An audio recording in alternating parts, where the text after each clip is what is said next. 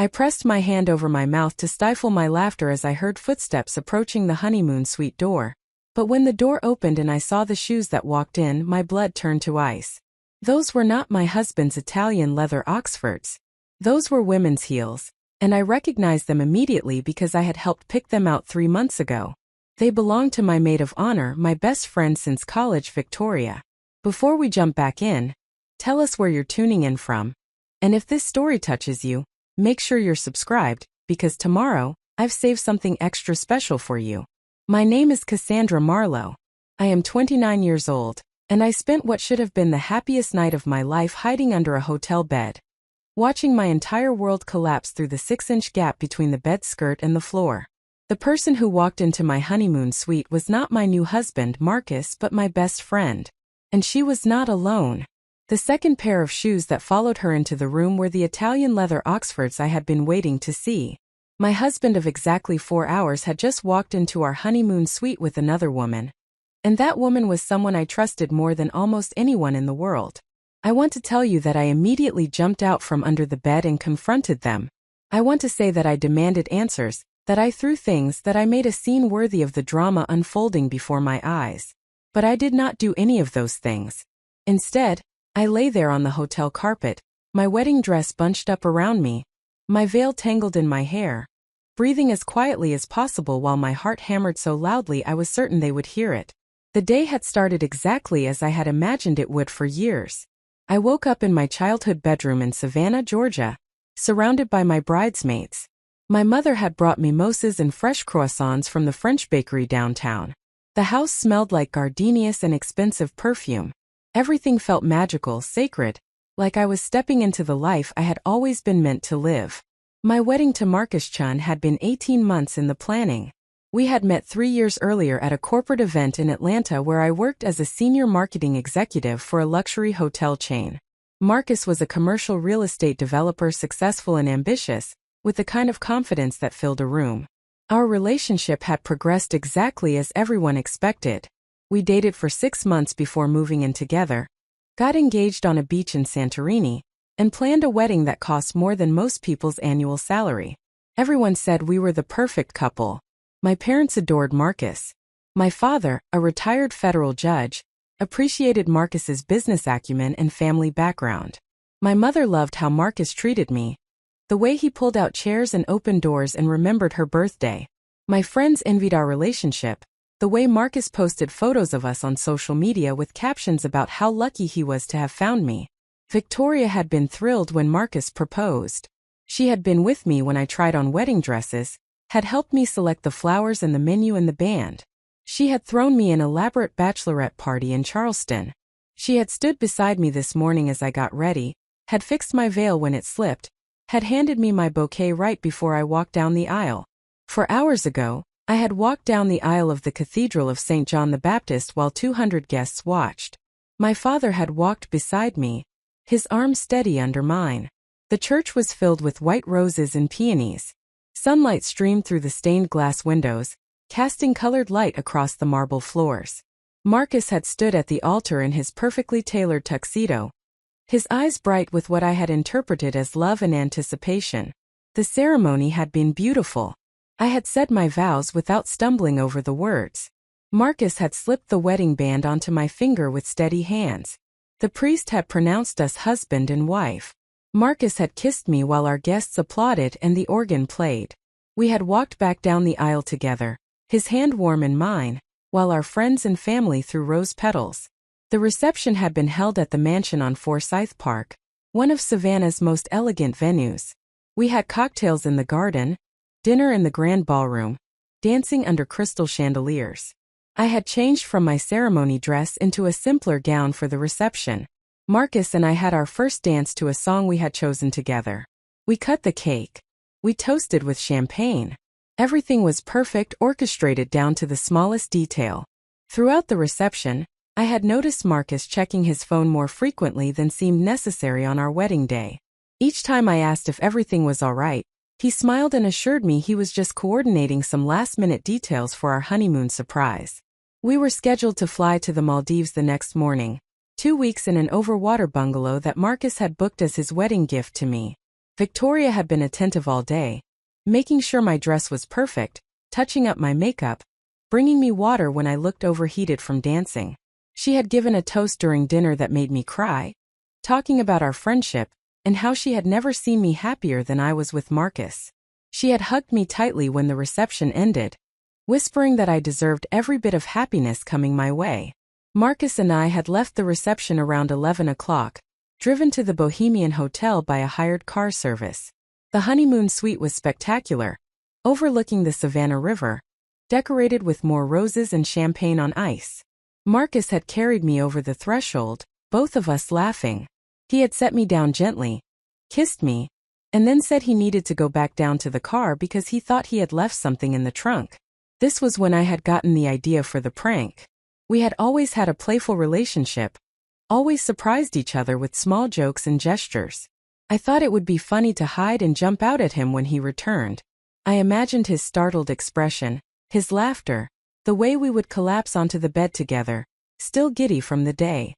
I had considered hiding in the bathroom or the closet, but those seemed too obvious. The bed was high enough off the ground that I could slide underneath if I was careful. I kicked off my heels, gathered my dress around me, and wiggled beneath the bed frame. The carpet was soft against my arms. I had a clear view of the door from my position. I waited, holding back giggles, imagining Marcus's face when I grabbed his ankle. But the feet that appeared in my line of vision were not his. And then his feet appeared beside Victoria's, and I heard my husband's voice saying something I could not quite make out because there was a rushing sound in my ears. They moved further into the room, toward the sitting area by the window. I heard the clink of glasses, the pop of a champagne cork. Victoria's voice carried clearly across the room. She said something about not having much time, that I would probably text soon, wondering what was taking Marcus so long. And then Marcus laughed, that familiar laugh I had fallen in love with, and he said something that made my stomach drop.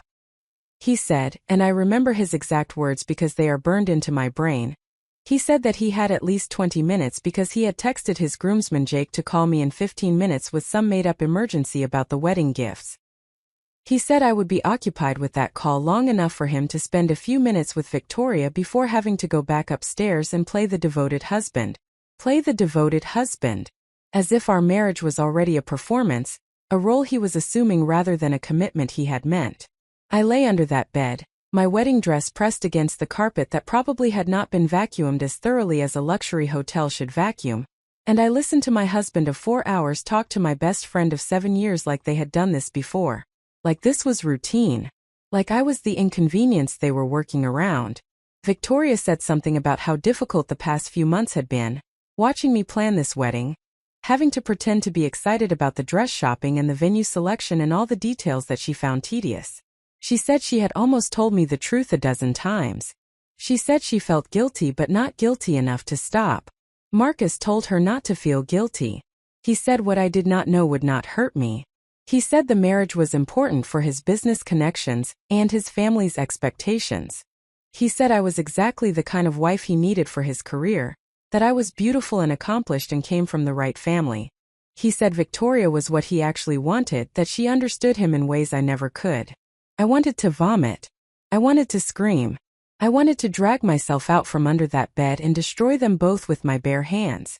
But I remained frozen, unable to move, unable to process what I was hearing. My mind was racing through every moment of the past 3 years, re-examining every interaction, every time Marcus had to work late, every girls' night Victoria had suggested when Marcus was supposedly out of town. How long had this been going on? Had it started before Marcus and I got engaged?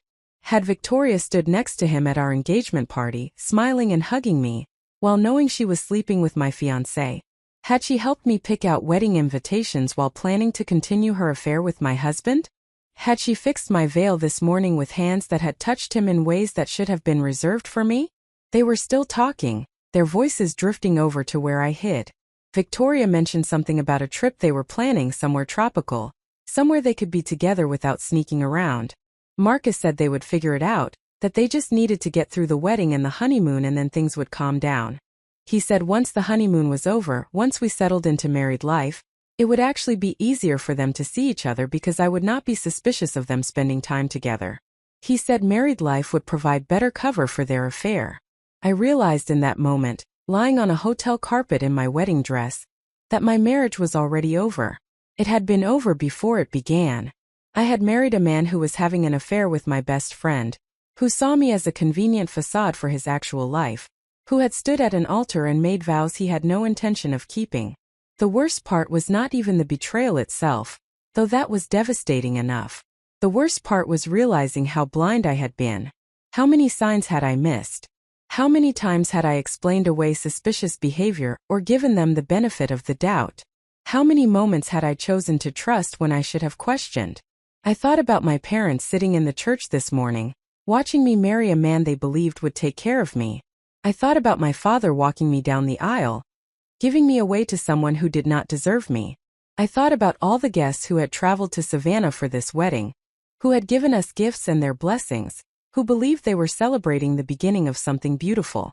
I thought about the life I had imagined having with Marcus, the children we had talked about having in a few years, the house we had planned to buy in one of Savannah's historic neighborhoods, the future I had been building in my mind brick by brick, day by day for 3 years.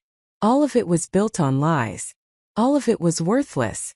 Marcus and Victoria were moving now, standing up from wherever they had been sitting. Victoria said she needed to leave before someone noticed her absence from her own hotel room. She said she would see him after the honeymoon, that they would figure out how to make this work long term. And then there was silence, the kind of silence that suggested they were kissing, and I had to close my eyes against the image my mind was constructing. I heard Victoria's heels clicking toward the door. I heard the door open and close. I heard Marcus sigh, heard him pour another glass of champagne. I heard him walk toward the bedroom area, heard him pause. For a terrifying moment, I thought he was going to look under the bed, that he had somehow sensed my presence. But he was just taking off his jacket, draping it over a chair. I watched his feet move around the room. He went into the bathroom.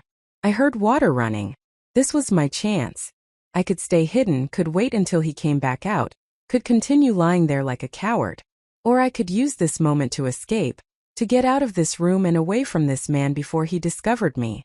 Preparing and narrating this story took us a lot of time, so if you are enjoying it, subscribe to our channel, it means a lot to us. Now back to the story. Every instinct screamed at me to run. Not to confront him, not to demand explanations, just to run. To get out of that suite and away from the wreckage of my life. I did not want to hear his excuses or his justifications.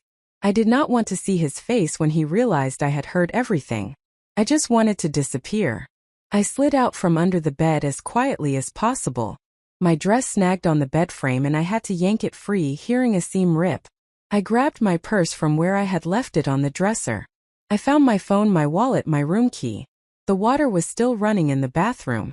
Marcus was probably in the shower, washing off my best friend's perfume before coming to bed with his brand new wife. I opened the door to the suite and stepped into the hallway. The carpet was soft under my bare feet.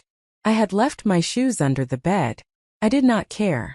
I walked quickly toward the elevator, my dress trailing behind me. A hotel employee passed me in the hallway and did a double take at the sight of a bride in a torn dress, barefoot, walking alone at midnight. I ignored him. The elevator doors opened and I stepped inside, pressing the button for the lobby. As the doors closed, I caught a glimpse of myself in the mirrored wall. My makeup was smudged. My carefully styled hair was coming loose from its pins. My dress had carpet stains on the front and a rip along one side. I looked like exactly what I was. A woman whose life had just fallen apart. The elevator descended and I stood there, watching the floor numbers change, trying to figure out what to do next. I could not go home. Home was the apartment I shared with Marcus. The space we had moved into together last year. The place filled with our things and our photos and all the evidence of our supposedly happy relationship. I could not go to my parents' house. They were probably already asleep, exhausted from the wedding, believing their daughter was beginning her happily ever after. I could not call Victoria because Victoria was the other woman, the friend who had betrayed me in the worst possible way. I could not call any of my other bridesmaids because they were Victoria's friends too. Or they were Marcus's colleagues' wives. Or they were people who would immediately call my mother to report that something was wrong. The elevator reached the lobby and the doors opened. The night manager looked up from his desk, his professional smile faltering when he saw me. I walked toward him, my bare feet silent on the marble floor. He stood up, concern evident in his expression, and asked if I needed assistance. I opened my mouth to speak and found that I could not form words. Everything I wanted to say seemed too enormous, too impossible to articulate. Finally, I managed to say that I needed a different room. Just for tonight. Something simple. Something far away from the honeymoon suite. The night manager did not ask questions, which I appreciated. He checked his computer, found an available room on a different floor, and handed me a key card. He asked if I needed anything else, medical attention perhaps, or someone to call. I shook my head and walked toward the elevator. This new room was nothing like the honeymoon suite. It was small and simple, with a standard double bed and a view of the parking lot. There were no roses, no champagne, no romantic lighting. It was exactly what I needed, which was somewhere anonymous to collapse. I locked the door behind me, set down my purse and stood in the middle of the room, still wearing my destroyed wedding dress. I looked at my reflection in the mirror above the dresser. I looked like a ghost, a hollow version of the woman who had walked down the aisle this morning believing she was marrying the love of her life. Slowly, carefully, I began removing my wedding dress. The zipper stuck halfway down and I had to struggle with it. The dress finally came free and I stepped out of it, leaving it in a heap on the floor. I removed my veil, my jewelry, my bra, everything except my underwear.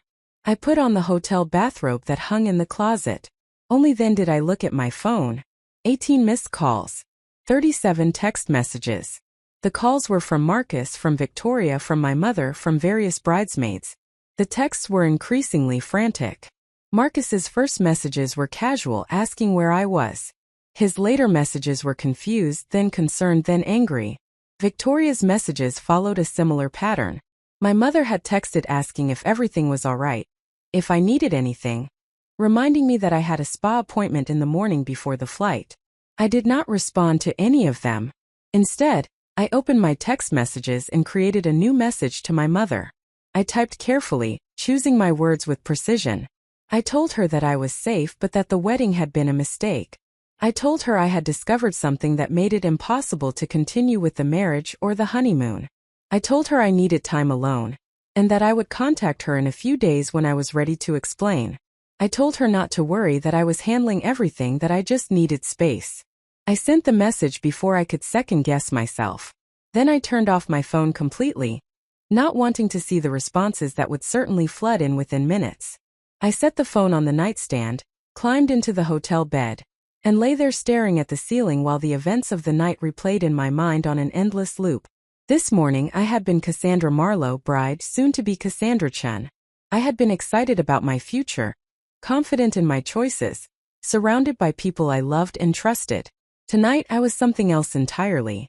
I was a woman who had accidentally discovered that her marriage was a lie, that her best friend was a traitor, that her carefully constructed life was built on foundations that had never been solid. I did not cry. I thought I would cry, expected tears to come, but they did not.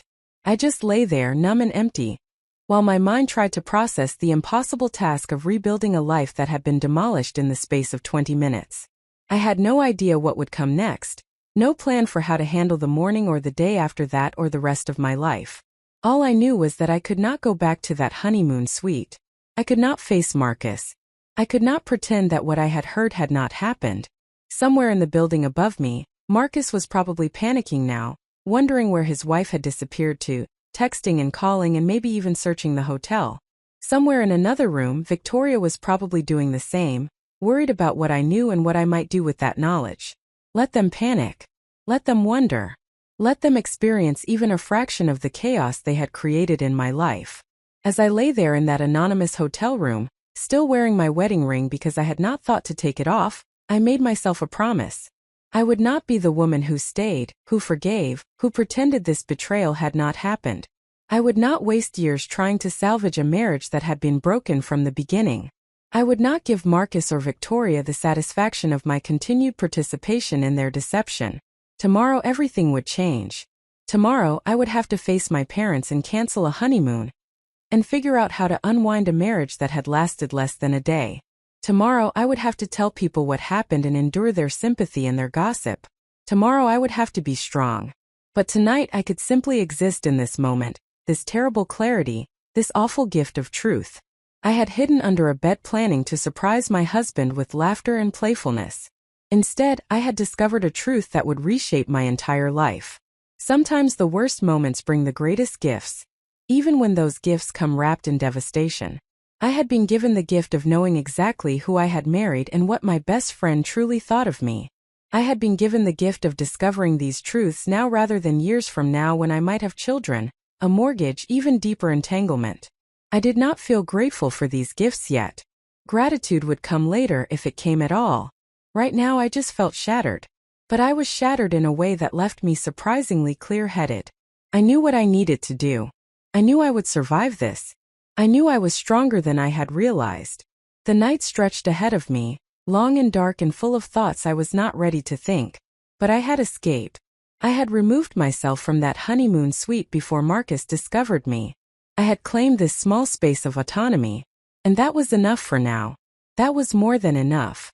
I woke at dawn to sunlight cutting through the gap in the curtains, momentarily disoriented by unfamiliar surroundings. For 3 precious seconds I forgot everything. Then memory crashed over me like a wave, and I remembered where I was and why. The wedding. The hiding. The discovery. The escape. My honeymoon suite was several floors above me, and my husband of less than 12 hours had no idea where I had gone. I reached for my phone on the nightstand, then hesitated. Turning it on would mean confronting whatever messages had accumulated overnight. It would mean stepping back into the chaos I had fled. I needed a few more moments of this strange, suspended peace before I opened that door. Instead, I got up and walked to the window, looking out at the parking lot as the city began to wake. Savannah in early morning was beautiful even from this uninspiring vantage point. Spanish moss hung from the live oak trees beyond the hotel property. The air would be warm and humid already, carrying the scent of salt from the nearby river and flowers from the countless gardens throughout the historic district. This was supposed to be the morning I woke up as a married woman, happy and loved, preparing for a flight to paradise. Instead, I was alone in a hotel room. My wedding dress crumpled on the floor. My entire future collapsed into rubble. I turned on my phone and watched as notifications flooded the screen. 63 missed calls. 112 text messages. 7 voicemails. The numbers were staggering, evidence of the panic and confusion my disappearance had caused. I scrolled through the messages without opening them, noting the senders and the progression of their concern. Marcus had sent 42 messages between midnight and 4 in the morning. The early ones were confused, asking where I had gone, whether I was in the hotel somewhere. The middle messages were increasingly frantic, saying he was worried, that he had checked with hotel security, that he had called hospitals. The later messages turned angry, demanding that I contact him immediately, accusing me of being dramatic or playing games. The final message, sent at 4:17 in the morning, simply said that he knew I was upset about something and that we needed to talk like adults. The presumption in that last message made my jaw clench. He knew I was upset about something, as if my feelings were a minor inconvenience rather than a justified response to betrayal. He wanted to talk like adults, as if I was being childish by refusing to immediately present myself for whatever explanation or manipulation he had prepared. Victoria had sent 23 messages, her tone shifting from casual to concerned to frightened. Her early messages asked if I was okay, reminded me that I had an early spa appointment, suggested that maybe I had just fallen asleep somewhere unexpected. Her later messages acknowledged that something was wrong, that she was worried about me, that she hoped I was safe. Her final message, sent at 3:41 in the morning, asked if this was about what I thought it was about, and if so, could we please talk before I did anything I would regret. That message confirmed what I already knew. Victoria understood that I had discovered the affair. She understood that her secret was out, and her primary concern was not my well-being or her own guilt, but rather preventing me from taking action that would disrupt her comfortable arrangement with my husband. My mother had sent 15 messages, escalating from gentle inquiry to maternal demand. She wanted to know where I was, whether I was safe, what had happened, why I had sent that cryptic text message. She said my father was very upset, that the hotel staff had told them I had checked into a different room but would not say which one, that Marcus was beside himself with worry. She said whatever was wrong could be fixed, that every marriage started with adjustments, that I should not make hasty decisions based on wedding night jitters. Wedding night jitters. My mother had reduced my discovery of my husband's affair to premarital anxiety, something that could be smoothed over with conversation and compromise. She had no idea what I had learned, what I had witnessed, how fundamentally my understanding of my relationship had been shattered. Various bridesmaids and family members had also reached out, their messages expressing concern and confusion. Everyone wanted to know what had happened, where I was, whether I was all right. Some messages hinted at judgment, suggesting that disappearing on my wedding night was inconsiderate or immature. Others offered support, saying they were there if I needed to talk. None of them knew the truth yet. They were all operating on incomplete information, trying to solve a puzzle whose most important pieces they had not seen. I sat on the edge of the hotel bed, still wearing the bathrobe from the night before, and forced myself to think clearly about what came next. I needed a plan. I needed to understand the full scope of what I was dealing with before I made decisions about how to proceed. And I needed to understand how I had arrived at this moment, how I had so completely misjudged the man I had married and the friend I had trusted. The truth was that the signs had been there all along. I had simply chosen not to see them, had explained them away, had given Marcus and Victoria the benefit of every doubt because I wanted to believe in the life I was building. Looking back with clear eyes, I could see the pattern that had been invisible to me before. Marcus and I had met 3 years ago at a hotel industry conference in Atlanta. I had been there representing my company, delivering a presentation on innovative marketing strategies for luxury properties. Marcus had approached me after my talk, complimenting my insights and asking if I would like to have dinner to discuss potential collaboration. His attention had been flattering, his interest apparently genuine. We had gone to dinner that night and talked for hours about business, travel, our ambitions and dreams. The early months of our relationship had felt like a fairy tale. Marcus was attentive and romantic, sending flowers to my office, planning elaborate dates, introducing me to his family and colleagues. He integrated me into his life seamlessly, bringing me to business dinners and social events, always introducing me with pride as his girlfriend. I had felt chosen, special, like I had found someone who truly valued me. But even then, there had been moments that should have made me question. Times when Marcus checked his phone obsessively during our dates, always with an explanation about work emergencies or client demands. Weekends when he claimed to be traveling for business, but his social media posts seemed vague about his actual location. Late nights at the office that stretched into early mornings, during which he would not answer calls or respond to texts for hours. I had rationalized all of it. Marcus was ambitious and his work demanded long hours. He was building a business and that required sacrifice. I did not want to be the girlfriend who demanded constant attention or questioned his professional commitments.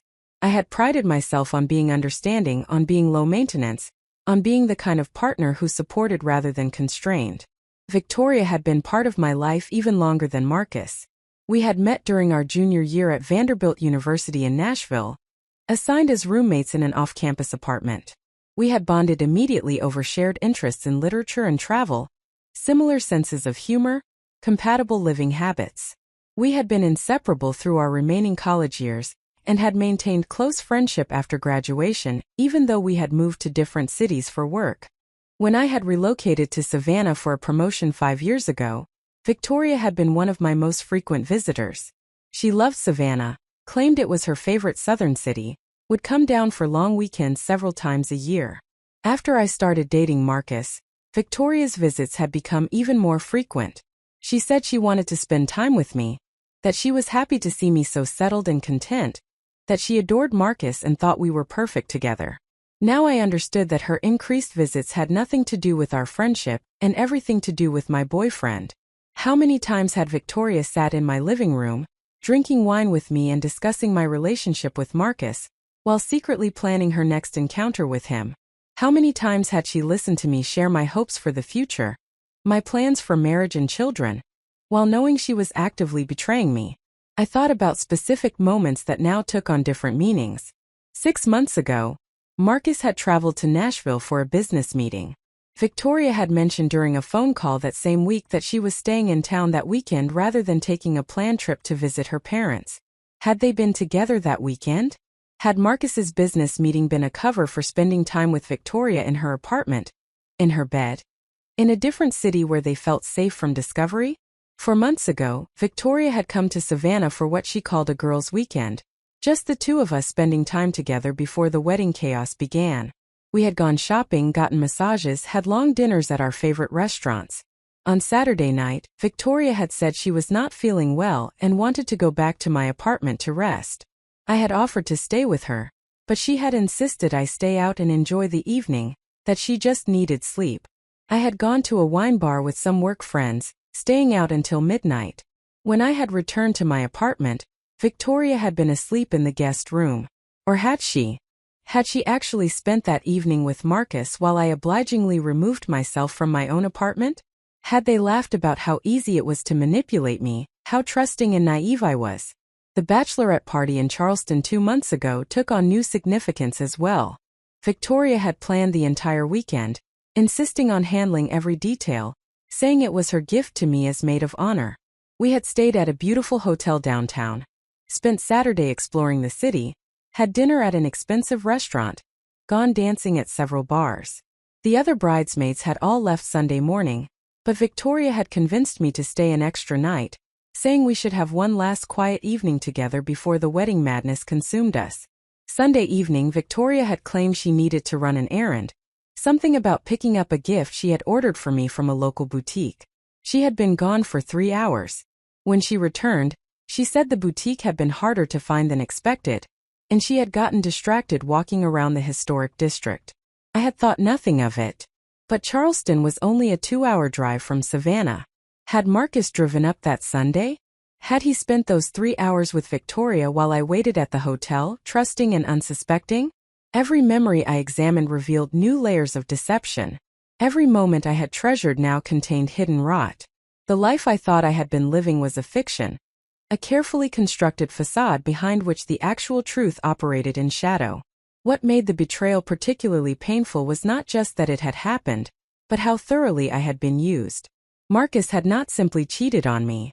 He had cultivated a specific image of our relationship, had performed the role of devoted boyfriend and then fiancé, had allowed me to plan a wedding and a future while knowing he had no intention of honoring the vows he would make.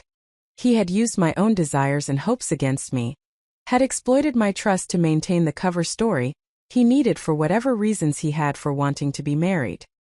His words from the night before echoed in my mind. He had said the marriage was important for his business connections and his family expectations. He had said I was exactly the kind of wife he needed for his career. Our entire relationship had been strategic for him, a calculated move to advance his professional and social ambitions.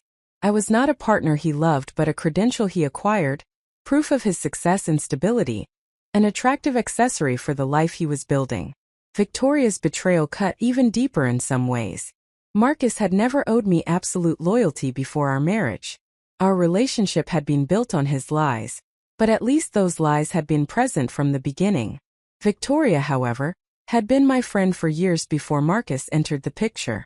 She had known me, had shared my life, had claimed to care about my happiness. She had looked me in the eyes countless times while maintaining her secret relationship with the man I loved. She had helped me plan my wedding to him.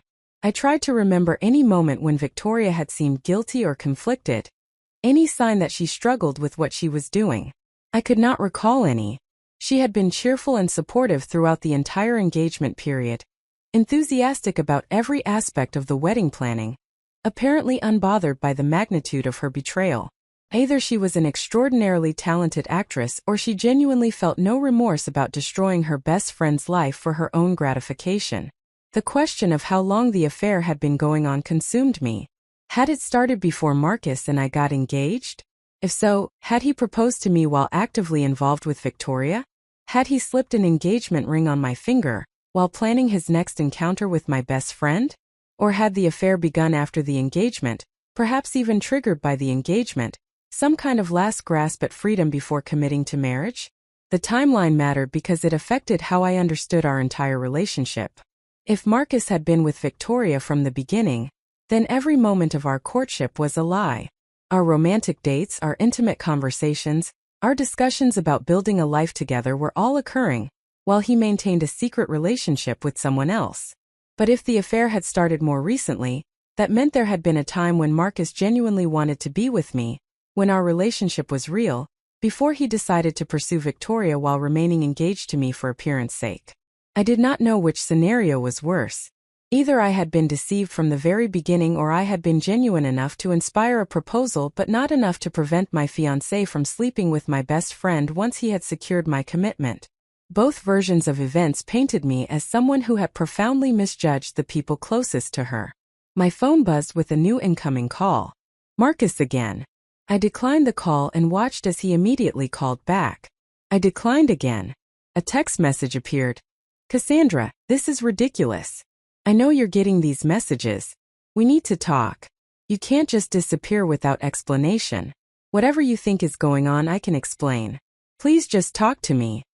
The audacity of that message was breathtaking. I could not just disappear without explanation, as if I owed him anything after what I had discovered. Whatever I thought was going on, as if my perception rather than his actions was the problem. He could explain, as if there was any explanation that could justify or excuse what he had done. I typed a response, then deleted it. I typed another, deleted that one too. I did not know what to say to him. I did not know how to communicate the depth of what I had learned, and how it had changed everything without revealing that I had heard his conversation with Victoria. Some part of me wanted to maintain that small advantage of him not knowing exactly how much I knew or how I had discovered it. Finally, I sent a simple message. I need time alone to think. Do not contact me again until I reach out to you. I mean it, Marcus. Leave me alone. His response came within seconds. Time to think about what? What happened?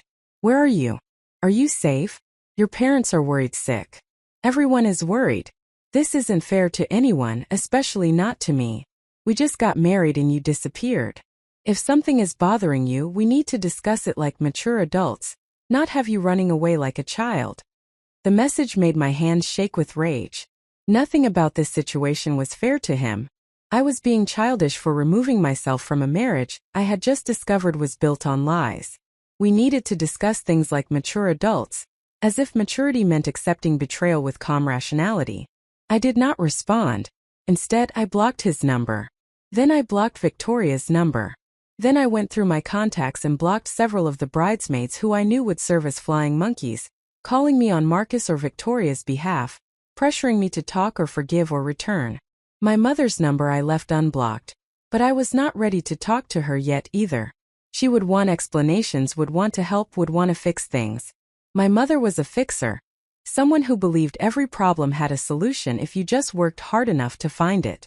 She would not understand that some problems could not be fixed, that some betrayals were too fundamental to overcome. I needed to get out of this hotel. I could not stay here indefinitely, hiding in a room while Marcus was somewhere in the same building. I needed space to think, distance to process, somewhere I could be alone without fear of running into anyone who would demand answers I was not ready to provide.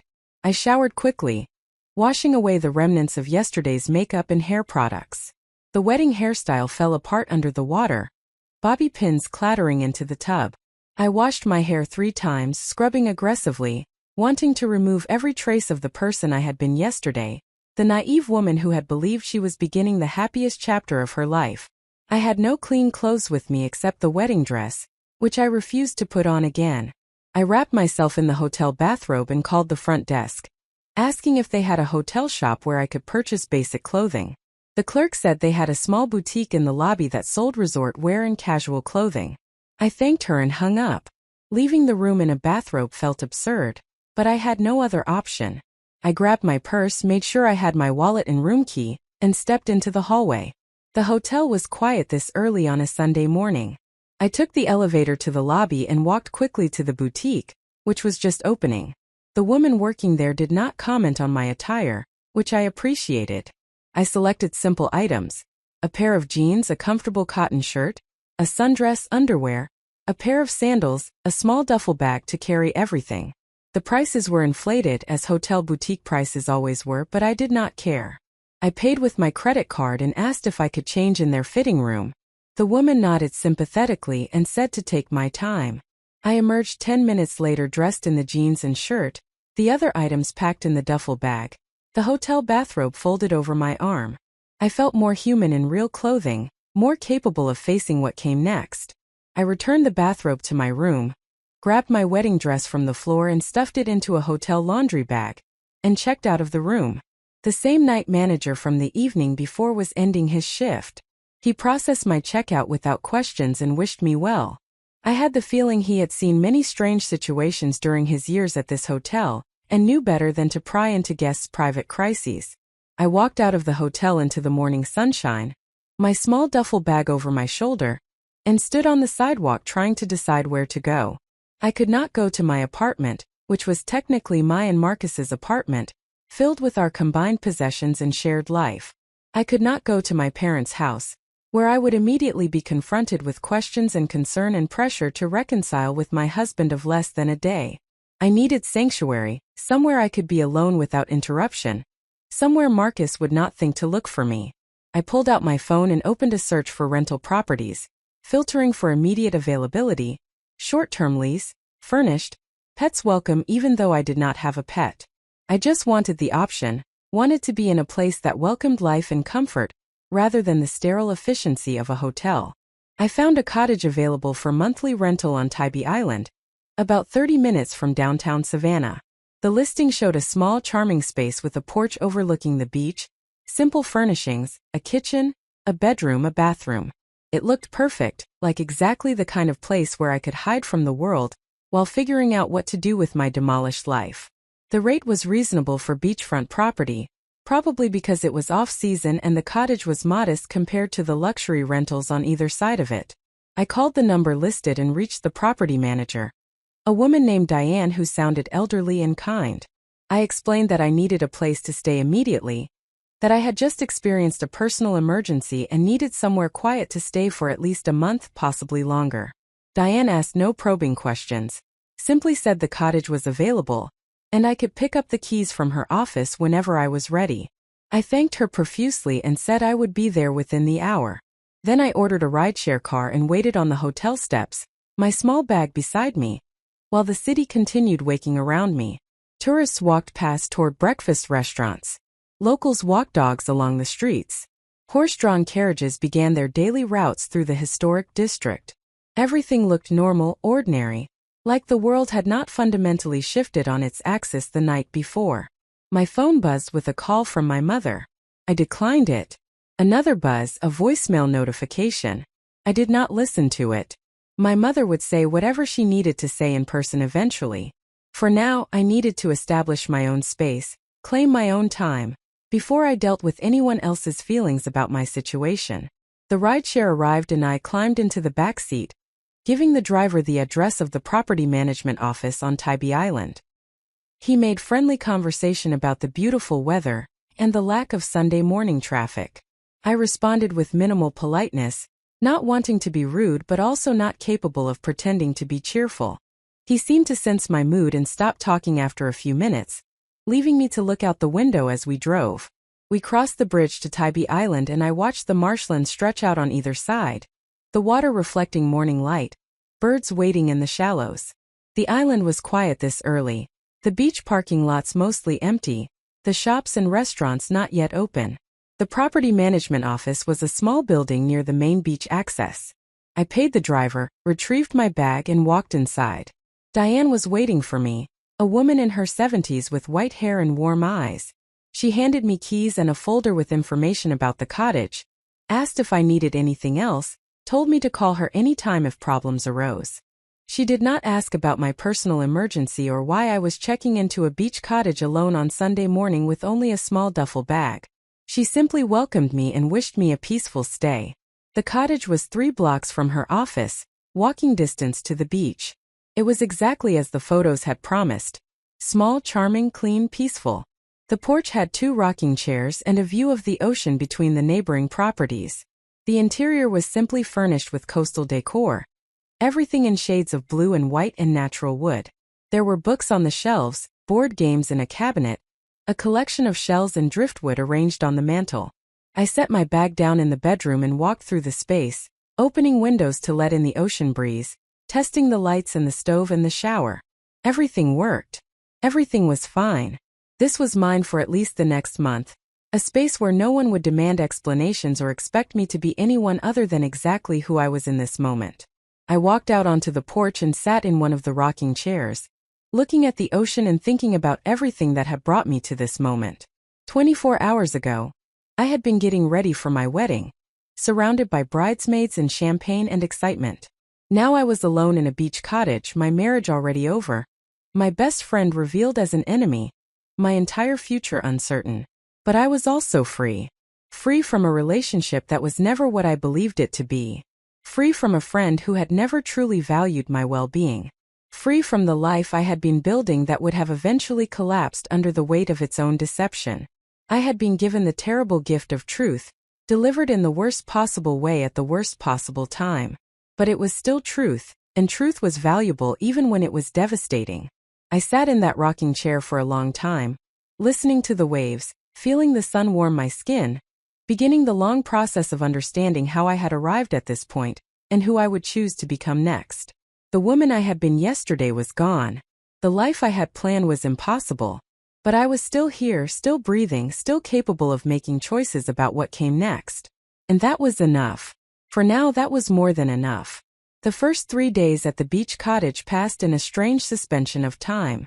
I woke when sunlight filled the bedroom, ate when hunger reminded me, walked the beach when restlessness drove me from the porch. I existed in a kind of liminal space between my old life and whatever would come next, not yet ready to move forward but unable to return to what I had left behind. My phone remained mostly silent after I had blocked Marcus and Victoria. My mother called twice daily, leaving increasingly concerned voicemails that I did not listen to. A few family members reached out with gentle messages asking if I was all right. My father sent one text that simply said he loved me and was here whenever I was ready to talk. That message made me cry for the first time since the wedding night, sitting on the porch with tears streaming down my face while the ocean stretched endlessly before me. I had not cried during the discovery itself, had not cried during my escape or my first night alone or my drive to Tybee Island. I had moved through those experiences with a strange clarity, my emotions frozen in shock. But my father's simple statement of unconditional love broke something loose inside me, and I sobbed for an hour, releasing grief and rage and humiliation that had been building pressure behind the dam of my composure. After the tears subsided, I felt lighter but also more raw, more vulnerable. The numbness that had protected me was dissolving, leaving me exposed to the full weight of what had happened. I could no longer avoid thinking about the practical realities I faced. I was legally married to a man I could not trust, had been married in a ceremony that cost over $80,000, had accepted gifts from 200 guests who believed they were celebrating the beginning of a lifelong partnership. I owned an apartment jointly with Marcus, had combined finances with him, had built my adult life around the assumption of our shared future. Untangling all of that would require action, decisions, difficult conversations. I could not hide in this cottage forever, could not simply pretend the wedding had never happened and I could restart my life from before Marcus. I had to move forward, which meant I had to plan. On the 4th morning, I woke with renewed purpose. I made coffee in the cottage kitchen, carried it out to the porch, and opened my laptop for the first time since arriving. I had brought it instinctively when packing my small bag, some part of me knowing I would eventually need it. Now I was ready to use it, ready to begin the process of reclaiming my life from the wreckage of my marriage. I started with research, the same methodical approach I brought to my marketing work. I needed to understand my legal position, my financial exposure, my options for moving forward. I opened multiple browser tabs and began searching for information about annulment versus divorce in Georgia, the requirements for each, the timeline and costs involved. Annulment was appealing because it would legally declare the marriage had never been valid, erasing it from existence rather than simply ending it. Georgia allowed annulment under specific circumstances including fraud, which seemed potentially applicable given that Marcus had married me while having an affair he intended to continue. However, annulment cases were more complex than divorces, required proving specific grounds, and involved more intensive legal proceedings. Divorce was more straightforward, especially since we had no children and had been married less than a week. Georgia required only one spouse to want the divorce for it to proceed, which meant Marcus could not prevent me from ending the marriage even if he contested it. We would need to divide our shared assets and debts, But given the brevity of the marriage and the fact that we had both brought substantial separate property into it, the division should be relatively simple. I made notes as I read, creating a document that outlined the key information I needed to remember. Legal requirements, estimated costs, average timelines, potential complications. The research was oddly soothing, giving me concrete information to work with rather than abstract emotional turmoil. I could not control what Marcus and Victoria had done, but I could control how I responded to it. Next, I researched divorce attorneys in Savannah, reading reviews and examining websites to identify lawyers who specialized in high-net-worth divorces and had experience with cases involving infidelity. I needed someone who would be aggressive in protecting my interests but also efficient, someone who would help me end this marriage as quickly and cleanly as possible without unnecessary drama or delay. I compiled a list of 5 potential attorneys, noting their contact information and specific areas of expertise. I would call them on Monday morning, schedule consultations, select whoever seemed most capable of helping me navigate this process effectively. Having a concrete task to complete made me feel more grounded, more capable of handling what lay ahead. Financial considerations demanded attention as well. I logged into my bank accounts and began documenting the current state of my finances. I had been financially independent before meeting Marcus, had maintained my own accounts and credit cards even after we moved in together, which now seemed like a prescient decision. We did have one joint checking account we had opened for household expenses and wedding costs, but the majority of my assets remained separate. The apartment we shared was technically jointly owned, though I had contributed the larger down payment when we purchased it 2 years ago. I would need documentation of that contribution to ensure I received appropriate compensation when the property was sold. I made a note to gather those documents from my files, which were stored in the apartment and would require me to return there at some point. Wedding gifts presented another complication. Hundreds of gifts had been delivered to my parents' house in the weeks leading up to the wedding, everything from crystal and china to kitchen appliances and generous checks. Traditional etiquette suggested that canceled weddings required returning all gifts, but what about marriages that lasted less than 24 hours? I was not certain of the proper protocol, but I leaned toward returning everything rather than keeping items that now carried associations with betrayal and humiliation. The honeymoon tickets and resort reservations represented another financial loss. Marcus had booked and paid for everything as his wedding gift to me, 2 weeks in the Maldives at a resort that cost over $20,000. Those reservations were in his name and were non-refundable. I felt no regret about the lost vacation. The thought of spending 2 weeks on a tropical island with Marcus, pretending everything was fine while he mentally planned his next encounter with Victoria, made my skin crawl. I created a comprehensive spreadsheet documenting all the financial entanglements between Marcus and myself, every shared expense and joint obligation that would need to be resolved. The process was tedious but necessary, giving me a clear picture of the practical work ahead.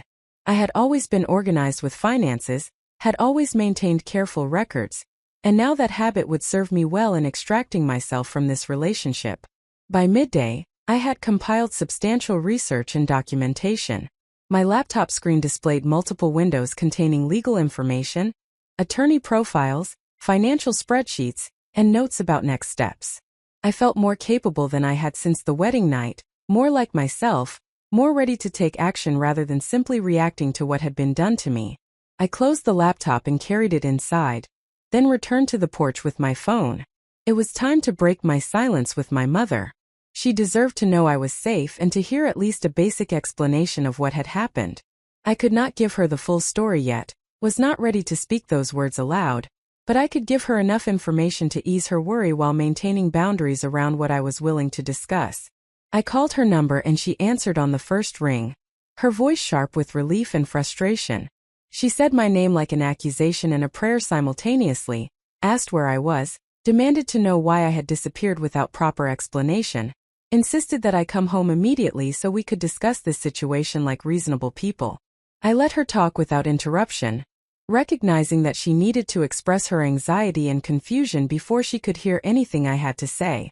When she finally paused for breath, I spoke calmly and clearly, using the tone I employed in difficult business meetings when I needed to convey authority and certainty. I told her I was safe and staying somewhere I could think without interruption. I told her the marriage to Marcus was over, that I had discovered something on my wedding night that made continuation impossible. I told her I was not ready to discuss the specific details but that my decision was final and non-negotiable.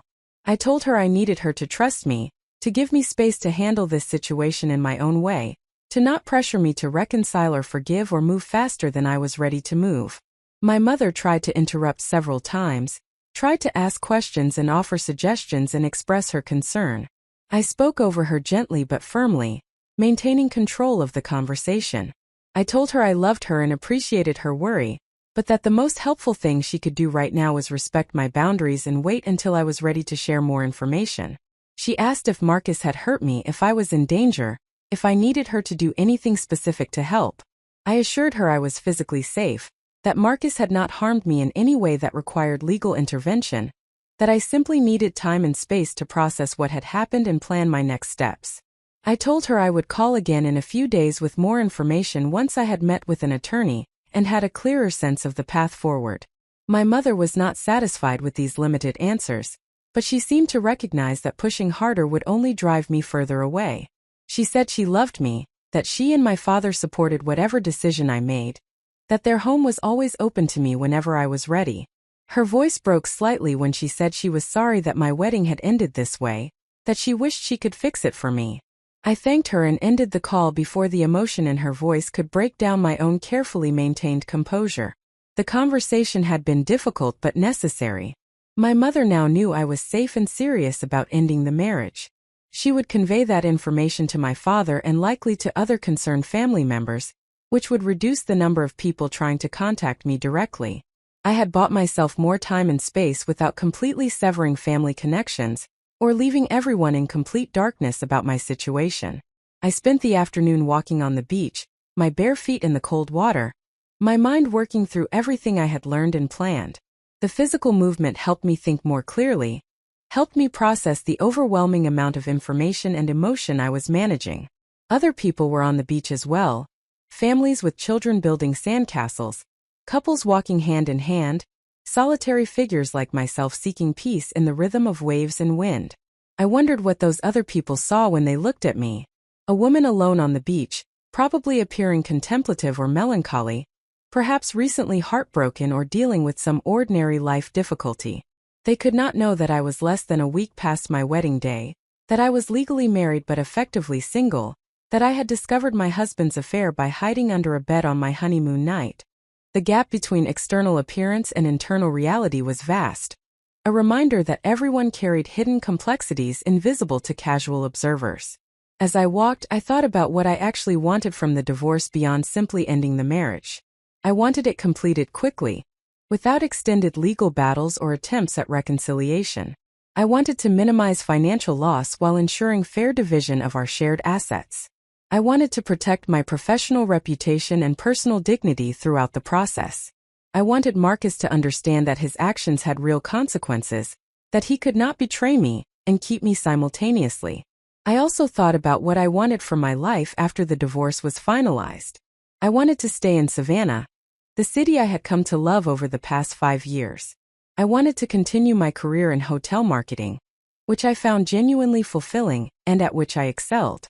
I wanted to rebuild my social circle, finding friends who would not betray me, creating community based on genuine connection rather than convenience or proximity. I wanted to eventually find love again, though that seemed impossibly distant right now.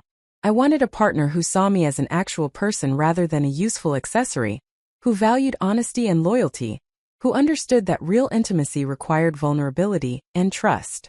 I wanted what I had thought I was getting with Marcus but what had never actually existed in our relationship. But more than any specific external goal, I wanted to understand myself better.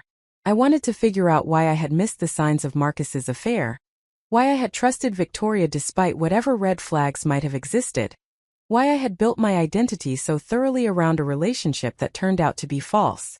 I wanted to develop better instincts, stronger boundaries, clearer sense of my own worth independent of others' validation. This kind of self-examination would take time and probably therapy. I made a mental note to add finding a therapist to my list of tasks for the coming week. I needed professional support to process the trauma of discovery and betrayal, to avoid carrying damage from this relationship into future ones, to emerge from this experience stronger, rather than simply more guarded. By the time I returned to the cottage, the sun was setting over the water, painting the sky in shades of orange and pink. I sat on the porch and watched darkness gradually consume the light, thinking about endings and beginnings, about how one person's betrayal could become another person's liberation, if approached with intention and courage. That night, I drafted an email to Marcus. I wrote and rewrote it dozens of times, struggling to find words that communicated what I needed to say without revealing more than I wanted him to know. I did not want to tell him I had heard his conversation with Victoria. I did not want to give him the opportunity to craft explanations around exactly what I knew. I wanted him uncertain, off balance, unsure of how much I had discovered or how I had discovered it. The final version was brief and direct. I stated that I knew about his relationship with Victoria, that I had evidence of his affair, that our marriage was over and I would be filing for divorce immediately. I told him not to contact me directly, that all further communication should go through my attorney whose information I would provide once I had retained counsel. I told him I expected him to move out of our shared apartment by the end of the month, and that I would arrange to collect my belongings at a time when he would not be present. I did not ask for explanations or express my hurt. I did not give him any opening to defend himself or minimize what he had done. I simply stated facts and expectations, communicating that I was in control of this situation, and would not be manipulated or persuaded to change my mind. I saved the email as a draft rather than sending it immediately. I wanted to review it again with fresh eyes in the morning, wanted to ensure I had not included anything that could be used against me, or that revealed more than was strategic to reveal. The email was important, the first formal communication of my intentions, and it needed to be exactly right. Monday morning arrived with clear skies and calm water. I woke early, made coffee, reviewed my draft email to Marcus, and decided it was ready to send. I attached it to a new message and pressed send before I could second-guess myself. The email disappeared from my outbox and I felt a small sense of satisfaction. The first concrete step toward divorce was complete. Next, I began calling the divorce attorneys on my list. The first two were not available for consultations until later in the week. The third, a woman named Patricia Hernandez who specialized in high-asset divorces and had excellent reviews, had a cancellation and could meet with me that afternoon. I accepted the appointment immediately and spent the next few hours preparing for the meeting. I printed all the documentation I had compiled, organized it into folders by category, created a timeline of my relationship with Marcus noting significant events and dates. I wanted to present as an organized, credible client who took the legal process seriously. I dressed in professional clothing I had purchased from a boutique in town, wanting to appear put together and competent rather than emotionally distraught. Patricia Hernandez's office was in downtown Savannah, in a beautifully restored historic building near the waterfront. The waiting room was elegant but not ostentatious, decorated with antiques and local art. I gave my name to the receptionist and sat down to wait, my folder of documents on my lap, my heart beating faster with anticipation and nerves. Patricia emerged after only a few minutes, a woman in her late 40s with dark hair pulled back in a neat bun, wearing a perfectly tailored suit. She shook my hand firmly and invited me back to her office, a space lined with law books and featuring a large desk positioned to take advantage of the window overlooking a small garden. She gestured for me to sit and settled into her own chair, pulling out a legal pad and pen. She began by expressing sympathy for whatever had brought me to her office, acknowledging that divorce was always difficult regardless of the specific circumstances. Then she invited me to tell her my story, to share whatever information I felt comfortable sharing, so she could understand my situation and provide appropriate guidance. I told her everything. The wedding 4 days ago, the plan to hide under the bed as a prank, the discovery of Marcus and Victoria in the honeymoon suite, the conversation I had overheard revealing the affair and Marcus's instrumental reasons for marrying me. I told her about my escape, my retreat to Tybee Island, my research over the past few days. I showed her the documentation I had compiled, the financial records and timeline and notes about shared assets. Patricia listened without interruption, taking occasional notes, her expression remaining professionally neutral. When I finished, she set down her pen and looked at me with something that might have been respect in her eyes. She said I had done excellent work preparing for this meeting, that the documentation I provided would be extremely helpful, that she was confident she could help me end this marriage quickly and favorably. She explained the legal process in Georgia, confirming much of what I had researched, but adding details and nuances that only someone with extensive experience would know. She said that given the brevity of the marriage and the evidence of fraud, we could potentially pursue an annulment, but that divorce would be faster and equally effective for my purposes. She recommended filing for divorce on grounds of adultery, which would establish clear fault and might encourage Marcus to settle quickly rather than drawing out proceedings. She discussed financial considerations, asking detailed questions about our shared assets and separate property, about my income and his, about what I wanted from the division. I told her I wanted the apartment if possible, that I had contributed more to the down payment and had stronger emotional attachment to it. I told her I wanted to ensure I was not liable for any debts Marcus might have incurred without my knowledge. I told her I wanted this resolved within 6 months if possible. Patricia said all of those goals were reasonable and achievable. She quoted her retainer fee and hourly rate, both of which were substantial but within the range I had expected based on my research. I agreed to her terms without negotiation, wanting the best representation available rather than trying to save money that would be meaningless if the divorce was mishandled. We spent the next hour going over strategy and logistics. Patricia would draft the divorce petition immediately and file it with the court by the end of the week. She would arrange for Marcus to be formally served with the papers, which would begin the legal clock and establish that this was a serious proceeding rather than a threat or negotiating tactic. She would send him a letter outlining my expectations regarding the apartment and shared assets, making it clear that cooperation would benefit him while resistance would be costly. She asked if I had concerns about Marcus's potential reaction, whether I felt physically safe, whether I anticipated him trying to harass or manipulate me. I told her I did not think Marcus was violent, but that I wanted all communication to go through her office to prevent him from trying to negotiate directly or wear me down emotionally.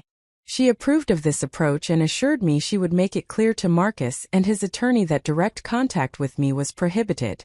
By the time our meeting ended, I felt substantially more confident about the path ahead.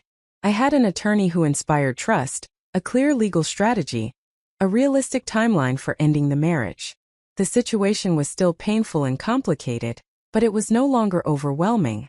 I had taken control of the process, had moved from reactive shock to proactive planning. I paid Patricia's retainer with a check, shook her hand again, and left her office feeling lighter than I had felt in days. The afternoon was beautiful, warm sunshine and a gentle breeze. I walked through downtown Savannah for over an hour, past historic squares and beautiful homes, through the crowds of tourists and locals, feeling like I was reclaiming this city as my own rather than as a place I shared with Marcus. I stopped at a bookstore and bought 3 novels, wanting reading material that would occupy my mind during the quiet evenings at the cottage. I stopped at a coffee shop and treated myself to an expensive latte and a pastry, small indulgences that felt like acts of self-care. I stopped at a boutique and bought a comfortable sundress and a wide-brimmed hat, building a small wardrobe for my temporary beach life. When I finally returned to the cottage as the sun was setting, I felt more like myself than I had felt since the wedding night. I was still hurt, still angry, still grieving the future I had lost. But I was also moving forward, taking action, building the foundation for whatever came next. I was not hiding or running or waiting to be rescued. I was saving myself, and that made all the difference. That evening, I received a response to my email from Marcus. The message was long and emotional, filled with denials and justifications and pleas for me to reconsider. He claimed I had misunderstood what I thought I knew, that whatever I believed had happened was not what it seemed, that we could work through this if I would just talk to him. He said Victoria was just a friend, that I was being paranoid and irrational, that I was throwing away our marriage over nothing. The gaslighting was so transparent it was almost funny. I had heard him with my own ears, had listened to him discuss their affair and his reasons for marrying me despite it, and he was now trying to convince me that my perception of reality was faulty. The audacity was breathtaking, the manipulation so obvious that it confirmed everything I already knew about his character. I did not respond to his email. Instead, I forwarded it to Patricia with a brief note explaining that this was the kind of communication I wanted her to handle going forward. She replied within an hour saying she would contact Marcus's attorney if he had one, and make it clear that all future communication must go through proper legal channels. I blocked Marcus's email address along with his phone number, cutting off all direct avenues for him to reach me. If he wanted to communicate, he would have to go through Patricia, which would filter out emotional manipulation and keep everything documented and professional. I was done being accessible to him, done leaving myself vulnerable to his attempts to control the narrative or change my mind. That night, I sat on the porch and listened to the ocean while thinking about the past week. 7 days ago, I had been preparing for my wedding, excited about my future, trusting in my relationship and my friend. Now I was living alone in a beach cottage, legally married but emotionally divorced, planning the dissolution of a marriage that had lasted less than a day. The transformation was dramatic, almost surreal in its speed and completeness. But I recognized that the real transformation was not in my external circumstances but in my internal understanding. I was not the same person I had been a week ago. That woman had been naive, trusting to the point of blindness, willing to overlook inconsistencies and red flags because she wanted to believe in the life she was building. The woman I was becoming was different, more skeptical, more protective of herself, more aware of the gap between what people said and what they actually did. I was not certain yet whether this evolution was positive or whether I was simply developing defensive walls that would prevent genuine connection in the future. But I knew I could not go back to who I had been before, could not unknow what I now knew about human capacity for betrayal and self-deception. I would learn to live with this knowledge, would integrate it into my understanding of the world and relationships and myself. I would build a new life from the ruins of the old one, would become someone stronger and more authentic through the very process of surviving this devastation. It would take time, would require work and pain and probably therapy and definitely courage. But I had already proven I was capable of all those things. I had escaped that honeymoon suite when I could have confronted Marcus and been drawn into his web of lies. I had given myself space to think when I could have immediately returned to familiar people and places. I had hired an attorney and filed for divorce when I could have tried to salvage the marriage, or waited to see if Marcus would change. Every choice I had made in the past week had been in service of my own well-being, my own truth, my own future. And I would continue making those choices, day after day, until I had completely extracted myself from this failed marriage and built something new and genuine in its place. I was not hiding under any more beds. I was standing in full sunlight, facing truth directly, and choosing myself above all else. That was the real beginning, the actual moment when my life changed. Not the wedding night discovery, as dramatic as that had been, but this quieter moment of commitment to my own healing and growth. This was when I stopped being a victim of circumstances and became the author of my own next chapter. And that made everything that came before it, as painful as it had been, almost worth it. The days following my meeting with Patricia Hernandez settled into a rhythm that felt both temporary and necessary. I woke each morning to the sound of waves, spent hours on the porch with coffee and my laptop, walked the beach in the afternoons, and read novels in the evenings until exhaustion finally allowed me to sleep. The cottage on Tybee Island had become my cocoon, a protected space where I could exist without performing any particular role or meeting anyone's expectations. Patricia worked efficiently on the divorce petition, sending me drafts for review and asking clarifying questions about specific assets and timeline details. I responded promptly to all her requests, maintaining the organized and professional approach I had established during our initial meeting. The legal process felt like something I could control through competence and preparation, a welcome contrast to the emotional chaos that still threatened to overwhelm me during vulnerable moments. On Thursday afternoon, exactly 1 week after my wedding, Patricia called to inform me that the divorce petition had been filed with the court and that Marcus would be served with papers within the next few days. She said his attorney had already reached out to her office after receiving her initial letter, which suggested Marcus was taking the situation seriously and had moved quickly to obtain legal representation. This was actually positive news, as it meant we would be dealing with professionals rather than attempting to negotiate with Marcus directly while he was emotional and potentially irrational. I thanked Patricia for the update and asked what I should expect next. She explained that once Marcus was formally served, he would have 30 days to respond to the petition. During that time, his attorney would likely propose a settlement regarding division of assets and other practical matters. If we could reach agreement on all points, the divorce could be finalized relatively quickly, potentially within 3 to 4 months. If Marcus contested anything or attempted to draw out proceedings, the timeline would extend accordingly. She asked whether I had given any thought to returning to the apartment Marcus and I had shared, whether I wanted to collect my belongings or simply have everything packed and moved to a storage unit. The question made my stomach tighten with anxiety. I had been avoiding thinking about the apartment, about all my possessions mixed in with his, about the physical space we had created together. The thought of walking into that space and seeing our combined lives still on display made me feel sick. I told Patricia I was not ready to return to the apartment yet, that I needed more time before I could face that environment. She understood and suggested that we could arrange for professional movers to pack and remove my belongings while Marcus was not present, that I could identify what was mine through photographs or lists rather than being physically present during the process. The suggestion provided relief, offering a way to reclaim my possessions without subjecting myself to the emotional devastation of entering the space where I had lived with someone who had betrayed me so thoroughly. After ending the call with Patricia, I sat on the porch and thought about the apartment with deliberate focus, forcing myself to mentally catalog my belongings and decide what I actually wanted to keep.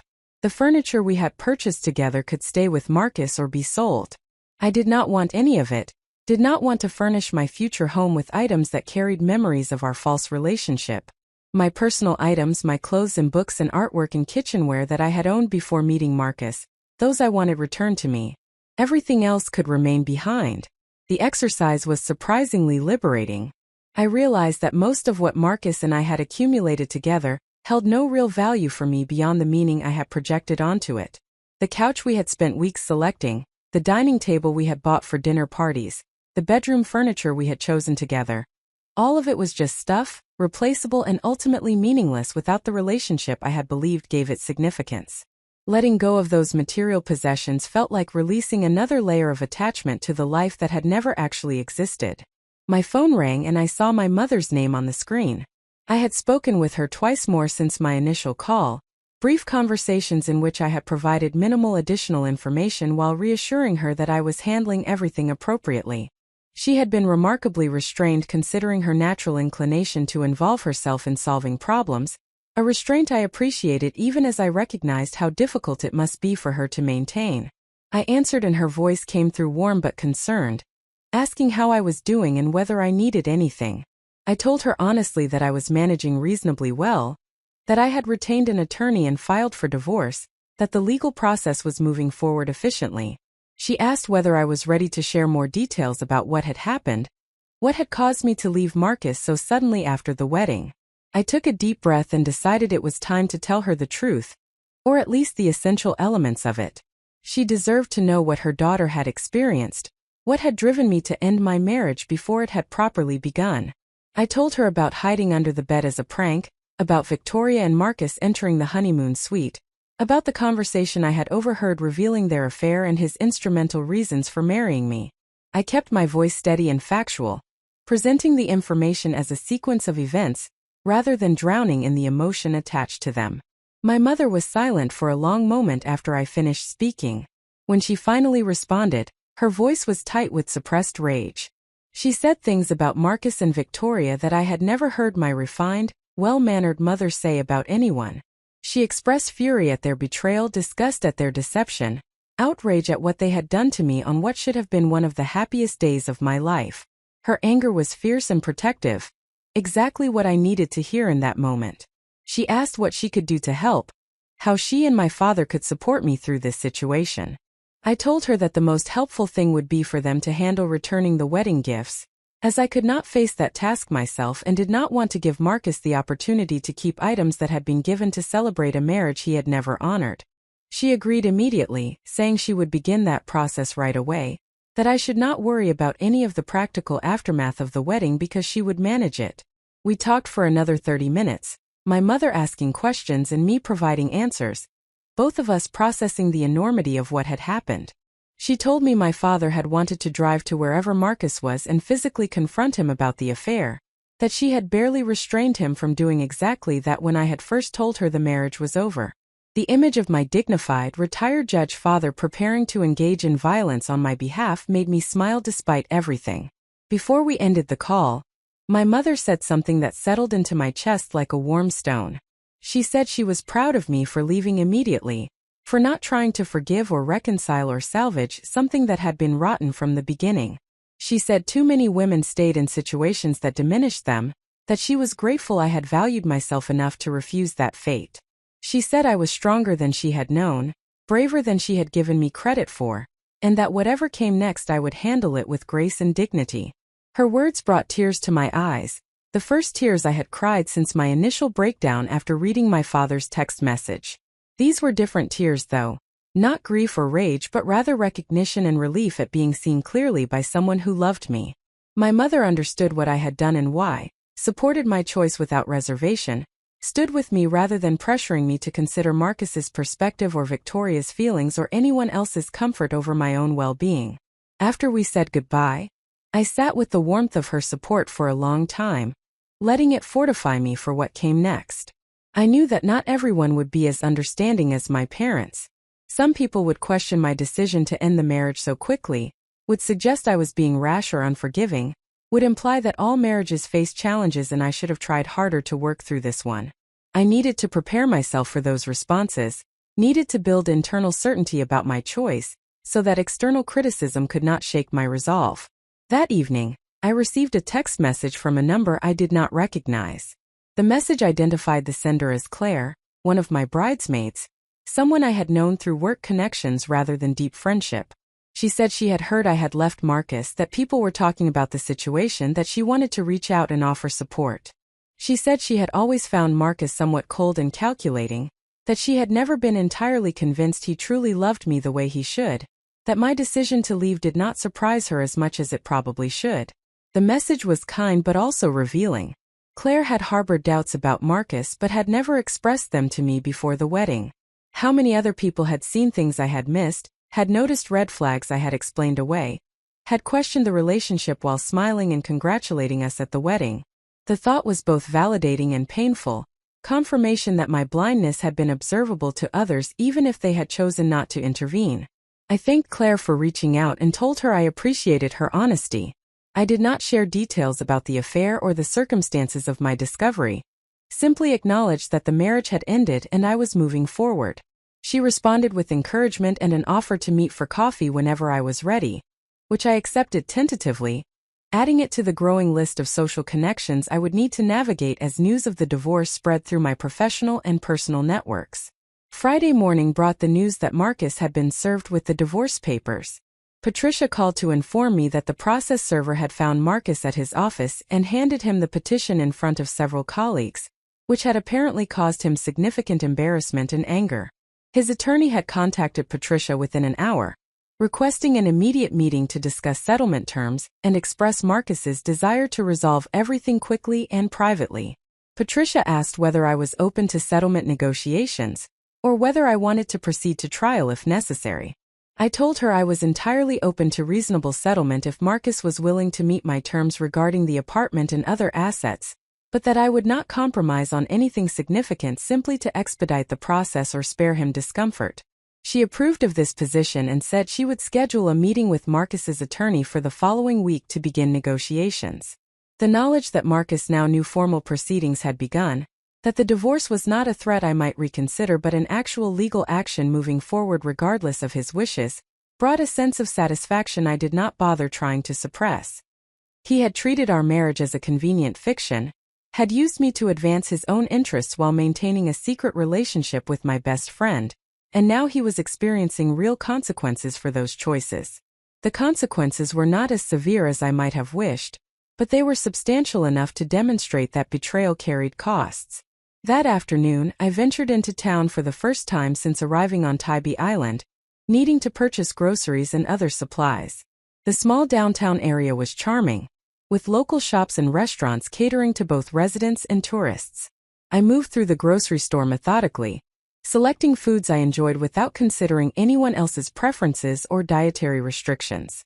The simple act of shopping only for myself felt like a small reclamation of autonomy, choosing what to eat based purely on my own desires, rather than compromising to accommodate a partner's tastes.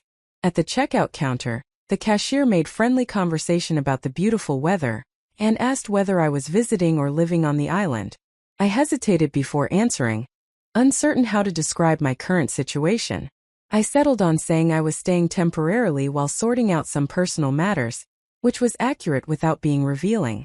The cashier nodded sympathetically and said Tybee was a good place for that kind of thing, that the ocean had a way of helping people find clarity about difficult situations.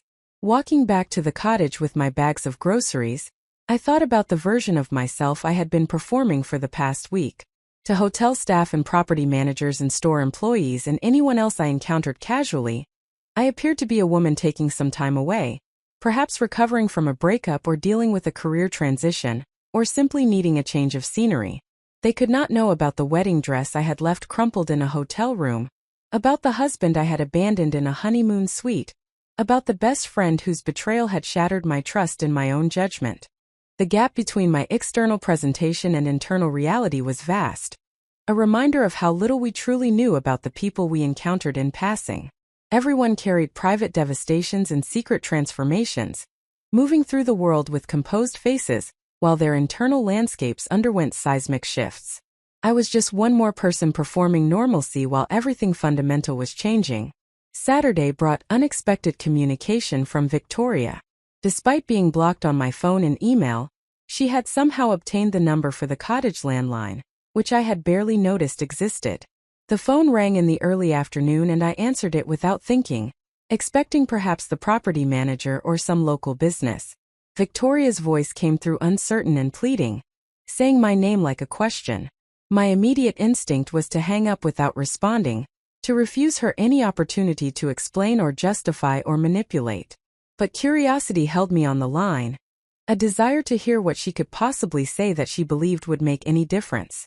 She began speaking quickly, as though afraid I would disconnect before she finished. She said she was sorry, that she never meant for me to find out this way, that the situation was complicated and not what it seemed. She said she cared about me and had struggled with guilt about the affair, that she had tried to end it multiple times but kept being drawn back to Marcus. She said she understood if I could never forgive her, but that she wanted me to know she had never intended to hurt me. The words were familiar, the language of people who caused harm while claiming it was never their intention, as though lack of malicious intent somehow erased the damage of their actions. Victoria had made choices, deliberate and repeated choices, to sleep with my fiancé and then my husband, to help me plan my wedding while knowing it was based on lies, to stand beside me at the altar while maintaining her secret relationship. Her intentions were irrelevant compared to the reality of what she had done.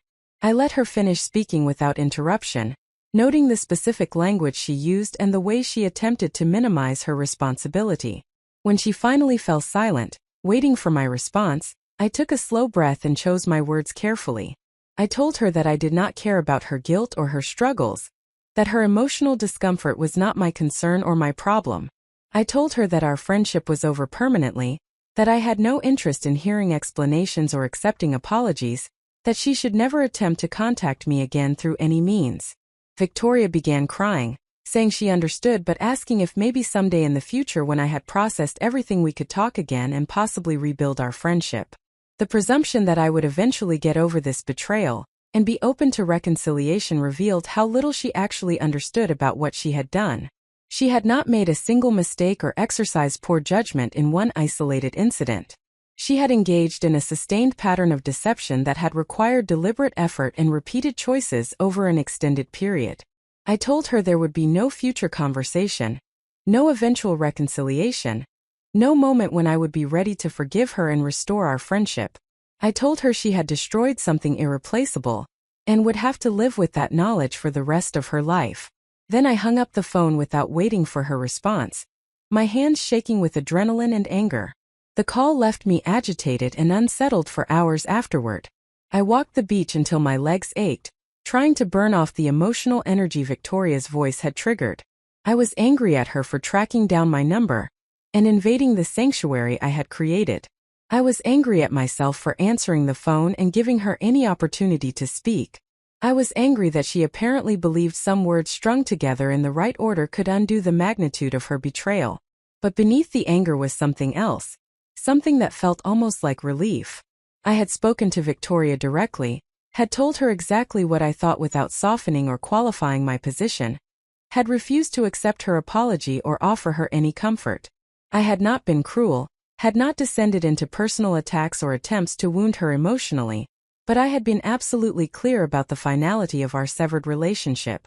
There would be no ambiguity, no possibility of her believing I might eventually change my mind.